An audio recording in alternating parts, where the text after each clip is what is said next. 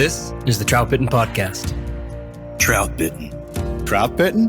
Troutbitten. Troutbitten. Troutbitten? Yeah, troutbitten. Troutbitten. It's about trout. Wild trout. This is Troutbitten.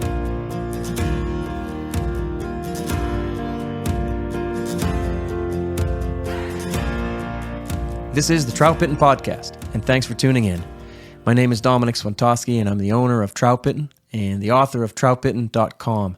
Austin Dando is here with me again, and we're ready to dig into the third installment of this Troutbitten Skills Series on tight line and Euro nymphing techniques. The topic today is sticking the landing, number 3. Again, this is a series of 9 fundamental skills. Each of these builds on the ones that precede it, and these tactics all weave together to form not just the base of tight line techniques, but the gateway to all the advanced stuff that follows too. In truth, tight line and Euro nymphing isn't all that hard. Fishing a mono rig almost immediately improves the catch rate of anyone who ties it on.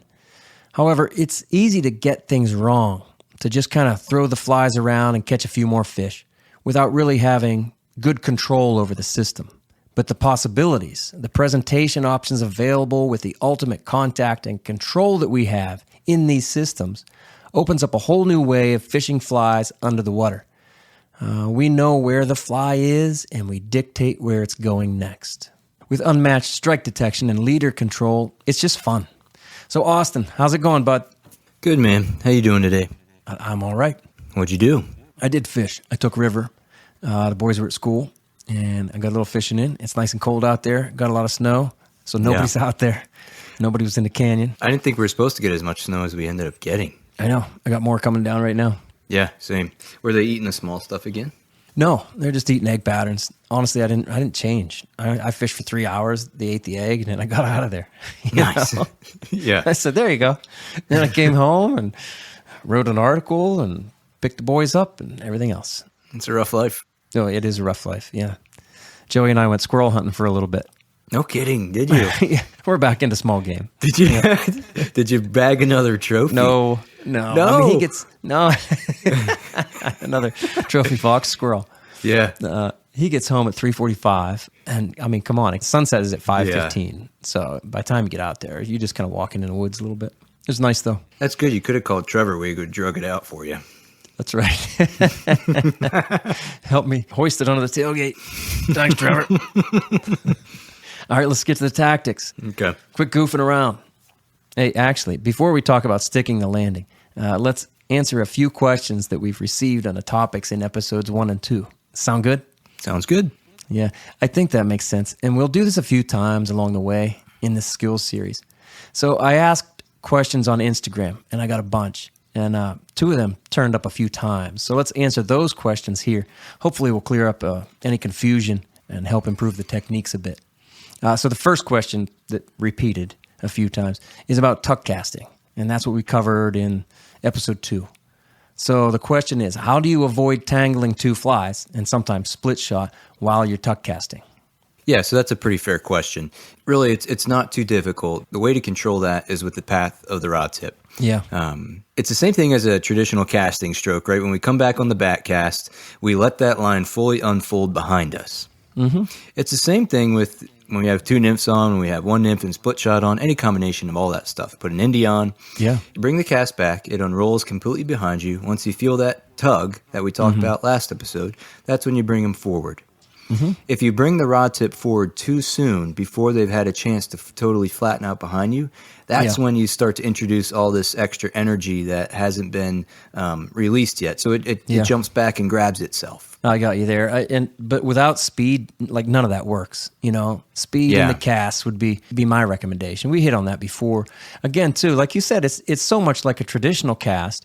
In any cast, you can't have the loop in the same plane going back and then forward. You know, there's an oval. If you watch any good caster's rod tip, and if you were underneath, or let's say bird's eye view from over top, you would see an oval in the path that the rod tip travels. There's a slight oval up there. Right on. It doesn't have to be big and open. You start casting this tight line rig different ways, you're going to open up that oval. But yeah, there has to be, even in a dry fly cast, there needs to be an oval up there. If you're disciplined about that oval, if, like you said, you feel for that weight on the back cast, boom, and then you go forward, and I'm saying especially, you make sure you keep speed in the system. You're not going to tangle up any more with a tuck cast than without a tuck cast. Right. Be deliberate and authoritative over those flies. Authority, yeah. I'd argue that, when you do really learn to control that tuck cast, you will have more accuracy and you will tangle up less. Yeah. We said before, if you baby it in, if you try to be soft with it, if you're afraid of tangling up, you're going to tangle up more. Right. Yeah, and the better that you get at that, the more apt you'll be to fish more than one fly. And it can be really frustrating if you're getting tangled all the time. So just work at it. Yeah, keep it simple. Fish one weighted fly at first if you're having trouble with it. All right, second question that we've gotten the most is about angle and approach. And this is what we covered in episode 1. So the question is, doesn't facing upstream and casting upstream take away half of your drift? And I'd say, sure it does. Yeah, it does. It takes away half of your drift. It takes away the bad part of the drift, which is down behind you. For the most part, we are fishing the best part of the drift over and over. And as it's drifting back to us, we're finding a reason to set the hook too. I often don't get a drift that gets right down into the strike zone and then just perfectly glides through that strike zone and gets to the point where I'm across from me and then pick it up and then cast again. That's great if I can get those nice long drifts. But usually by the time it gets back to me, I've already found a reason to set the hook. Yeah, that's a great point. It is often not the fact that we get all the way through the drift and then we set the hook and we go into the next cast again. Usually there are things we're setting on during that initial part of the drift. Yeah. And like you said, we're fishing the good half because we already fished the stuff that we've walked past. So we don't really need to fish it again in a less efficient manner. Right, yeah. And like we talked about, the only true way to get a dead drift is by fishing upstream. Yeah. And we don't mean directly upstream, we mean up to and over one. You go back and you listen to that Angle and Approach podcast, you'll pick it all up. Yep, good stuff. And I'll say one more thing about that. If we do want longer drifts, like if we wanted, to drift past ourselves and get the really long drifts that set up and didn't stick or touch on the bottom, then we're going to do other things. We've talked about adding an Indy, and that's something we do a lot when we want long drifts that extend, from a 45-degree upstream to a 45-degree downstream. Yeah, that's the way to do it. All right, so thanks for those questions, everyone. And if you want to learn more about this stuff, remember there are hundreds of articles about tightline and Euro nymphing tactics on the Troutbitten website. What you seek is there, I promise. Remember that each one of these podcast episodes is supported by a companion article in the 9 Essential Skills for Tightline and Euro nymphing series on the website, too. So now, let's talk about sticking the landing. In episode 1, we got into great position so we could make the tuck cast that we walked through in episode 2. And at the conclusion of that tuck cast, which is where we are now in episode 3, we have to stick the landing. But what the heck does that even mean? So at the end of the cast, everything locks into place, right?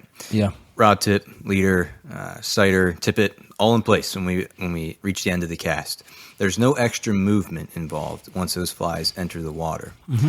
It's not necessarily very easy to do at first, but with a little practice, anybody can get the hang of it. Yeah, it's all about getting everything lined up from the beginning to land in the spot that it needs to be in from the beginning. It's not easy, like you said.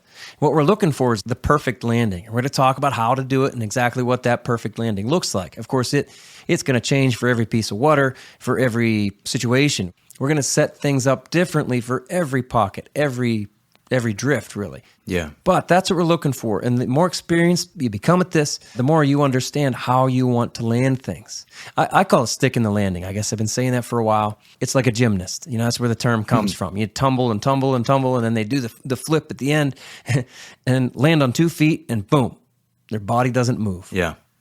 They stick the landing, the feet land. Now, if their body sways from side to side and then they recover and then they're where they need to be, they've wasted that time, or, it's not perfect, right? So that's not sticking the landing. If they're swaying from side to side and then they get it, that's not it. I like that. Right. Yeah, that's a good description. So that's what it is, sticking the landing. So why are we sticking the landing? Why does this matter? Because we're trying to be efficient about all of this. We are trying, not to waste those movements, not to waste that time. We said that these are short but effective drifts. They're not going to be effective if they're not efficient. If we're wasting time moving our sighter into position and we accidentally dropped our rod, and now we're lifting our rod to get everything in shape, we're wasting a large part of that drift. Yeah, it's really easy to make a cast and spend the first half of it or the first quarter of it just recovering errors that you yourself produced. So you made that cast, like you said, you drop your rod tip, now you have extra slack. Or, okay, now I got to take up the extra slack in my line hand. Well, now it's almost back to me. All right, I guess I'll make another cast. Fine-tuning those things so that you can stick that landing, be in touch with the flies, drift a stable sighter right away and maintain a solid angle means a whole lot in this part of the game. Yeah, it does. And being able to get your money's worth out of your drift. Right. In episode 2, we talked about tuck casting. We said we're going to do a shallow tuck and a deep tuck and all kinds of things in between.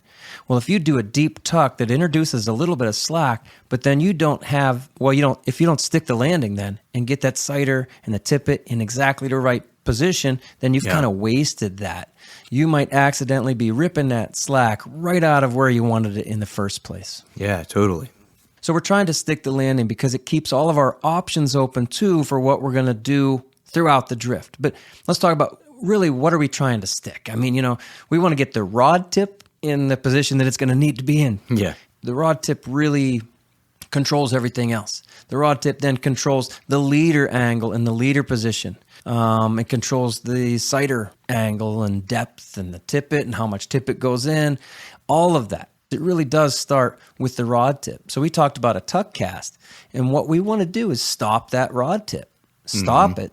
Don't drop it. Yep. So that loop can turn over. There goes your loop. There go the flies to the end. The tuck cast, the fly goes, fly first entry like we talked about. Yep. So what the options are is how much slack.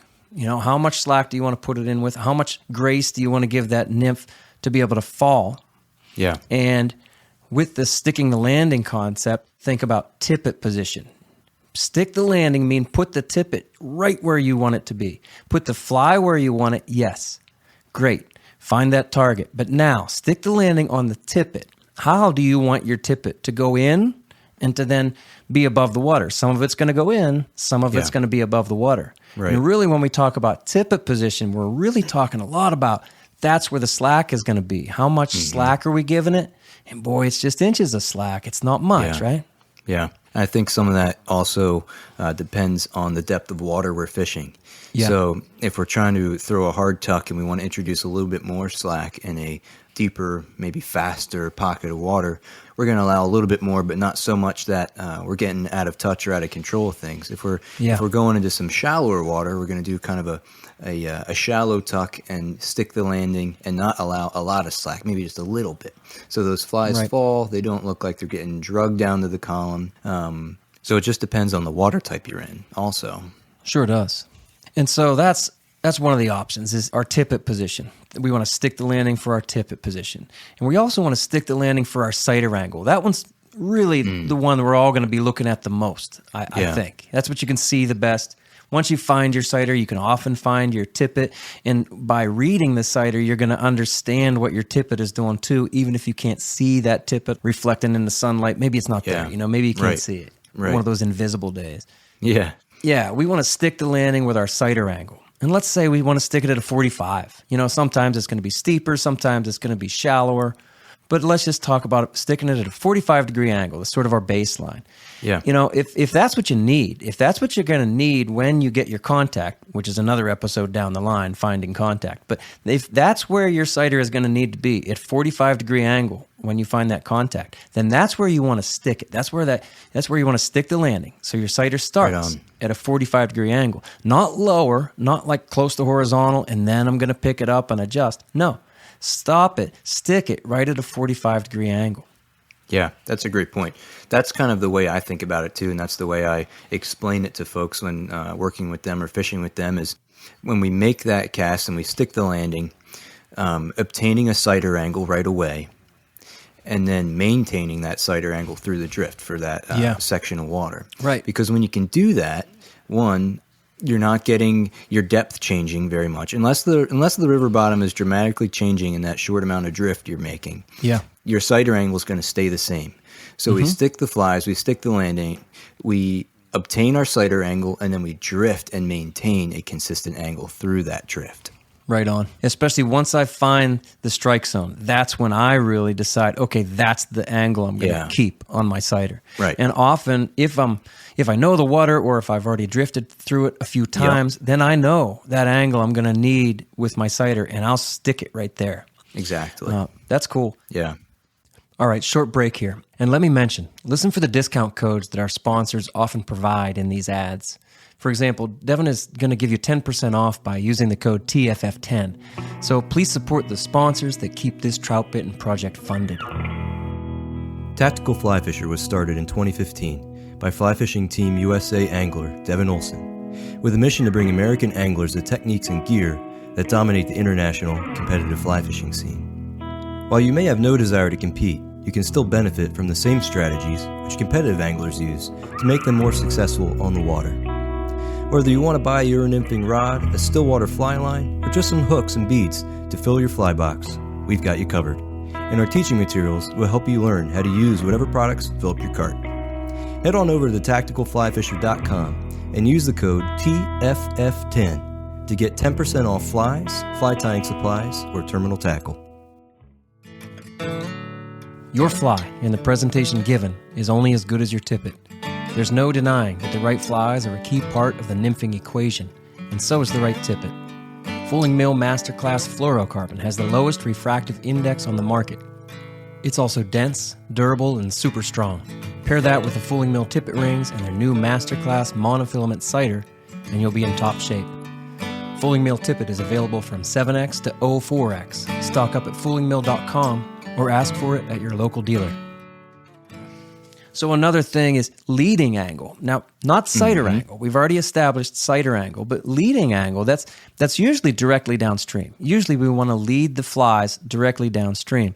And we want to stick this too. This is part of sticking the landing. Sticking everything from rod tip to fly in a certain angle. And where should that certain angle be? Almost always directly downstream. But understand that there are subtle currents, and we need to make then those subtle adjustments for currents that are going around rocks to the left of a rock. Well, then I kind of want my leading angle to be sort of pushing to the left of that rock too. So we aren't accidentally just bringing the fly straight downstream when it kind of needs to go to the left and downstream.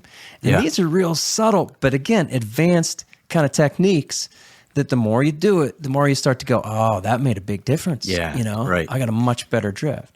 Yeah. So all of these things. We stick the landing with the tippet. We stick the landing with our sighter angle. And we stick the landing with this leading angle. And these are all really important things to think about. Right.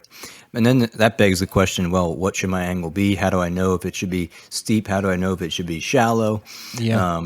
Again, that's going to come back to the depth of water you're fishing. So that's where it starts, yeah. Yeah. So if we're fishing pretty deep water, we want to maximize the amount of tippet we have underwater to reach the bottom of the strike zone. Okay. What that means is we want to have a more vertical sighter. Yeah. All those options are open to us, and you ask, how are we going to know where we should stick the sighter? Where should the sighter be? Where should the leading angle be? How much tippet should be out of the water? That just comes from fishing the piece of water.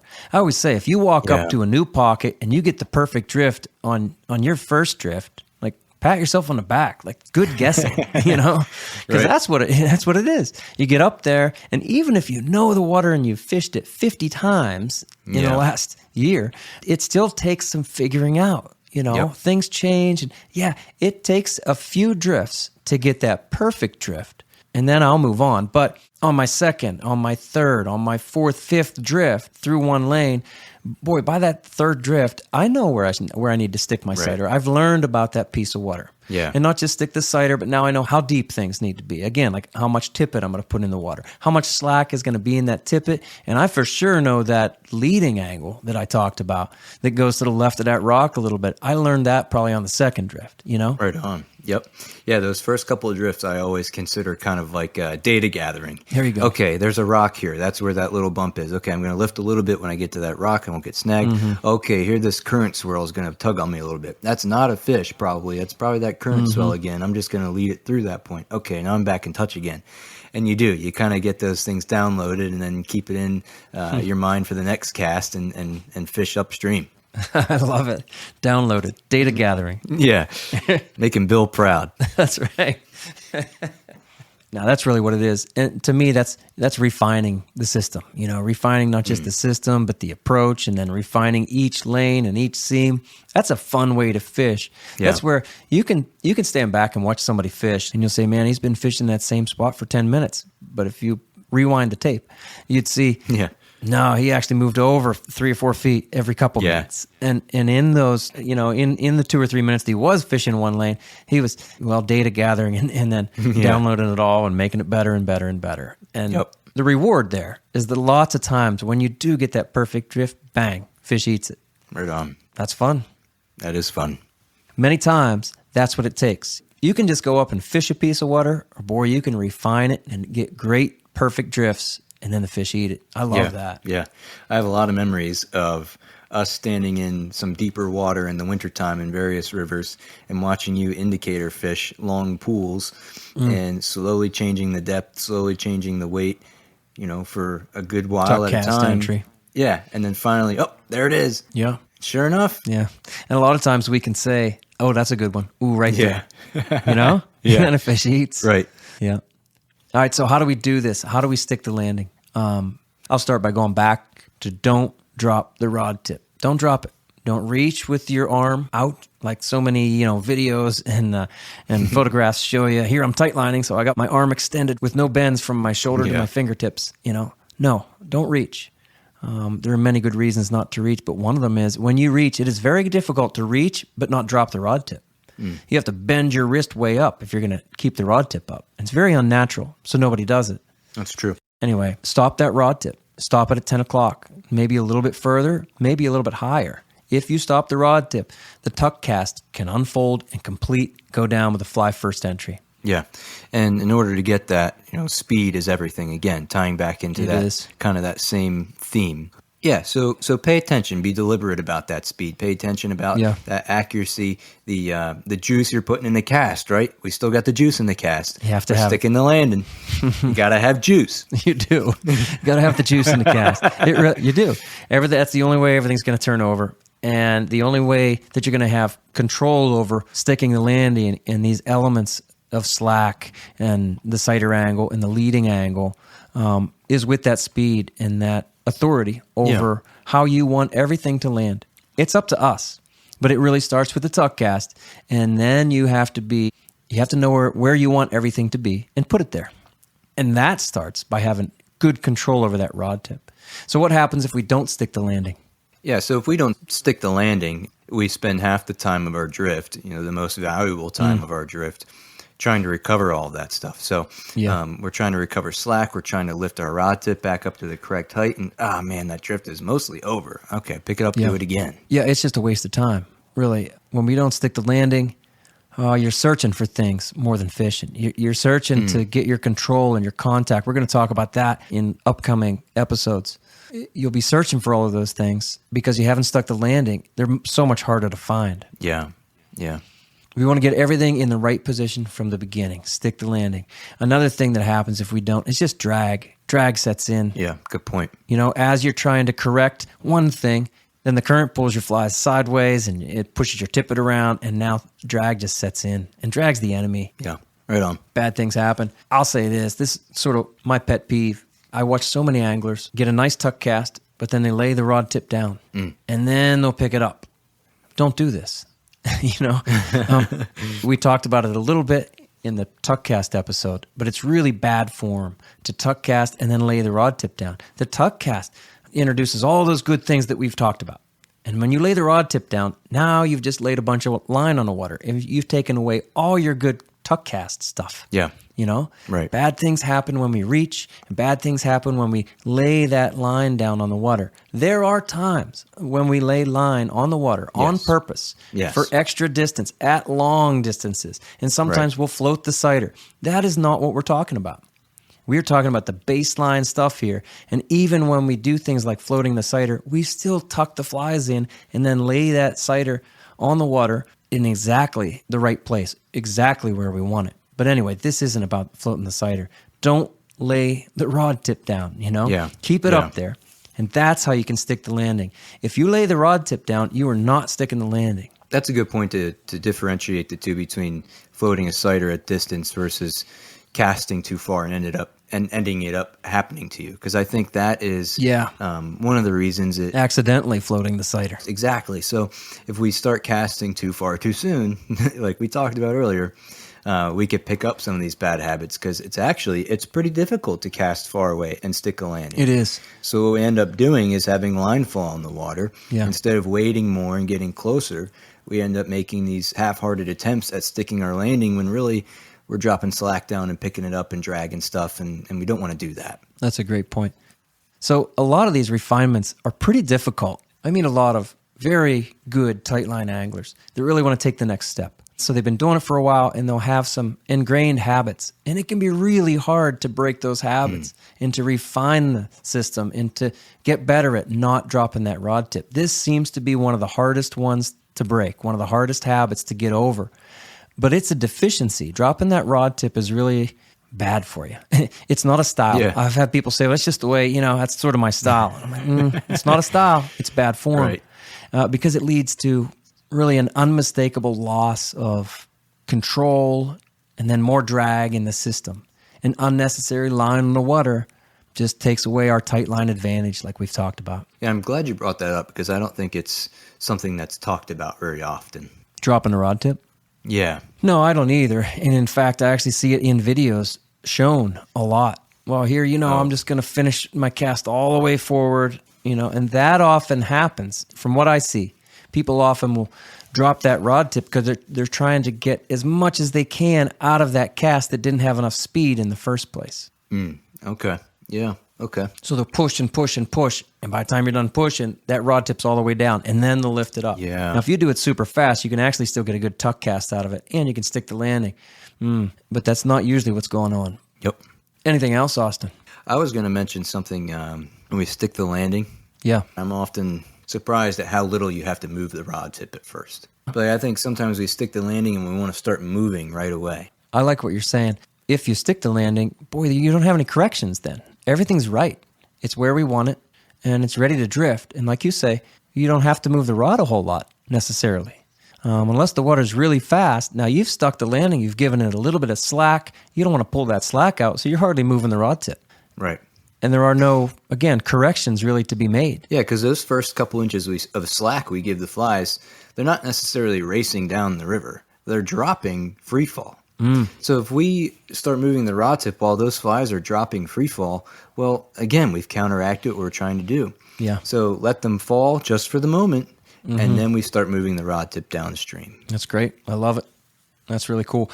And that'll lead us into really the next topic, which is recovering slack. Right on. You just kind of hit on it, All right, friends, that's number 3, sticking the landing. Remember, there's a companion article for each of these episodes, and you can find the full series of articles over at troutbitten.com. I'll include those links here in the show notes. So like I said, the next skill in this series of 9 is about recovering slack, because once we stick the landing and have everything lined up, the flies are already drifting downstream toward us, like Austin just said. And recovering slack might seem intuitive, but on a tight line and a mono rig, there are distinct and subtle techniques to consider. We'll go over the 3 ways to recover slack, and we'll talk about how this fits into our series of 9 skills. So look for that in your Troutbitten podcast feed. There are 9 episodes in this Essential Skills series, so subscribe to the Troutbitten podcast and follow along. Austin, you want to read us out? So remember, troutbitten.com is a free resource for all anglers. With over 800 articles, there are stories, commentaries, tactics, tips, and more. Find what you like through the top menu and through the search page. Navigate by way of the categories and the tags, too. Thank you for listening to the Troutbitten Podcast. Please give the show a 5-star rating on Apple Podcasts and leave a comment, because it really does help us. Until next time, friends, fish hard, enjoy the day, and find your life on the water.